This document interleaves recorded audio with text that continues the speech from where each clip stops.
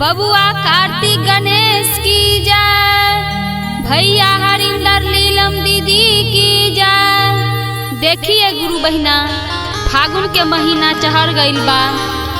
शिव चर्चा में कैसे शिव शिष्या सब झूमता नाचता, आ देवलोक में शिव भगवान ब्रह्मा जी विष्णु जी कैसे होली खेल रहल बा। ई भजन के माध्यम से रउआ लोग एक बेर जरूर सुनल जा।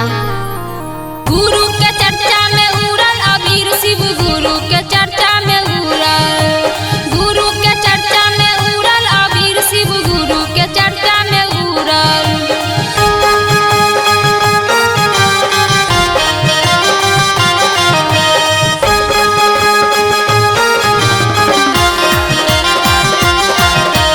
गुरु के चर्चा में उड़ल अबीर शिव, गुरु के चर्चा में उड़ल, गुरु के चर्चा में उड़ल अबीर शिव, गुरु के चर्चा में उड़ल। शिव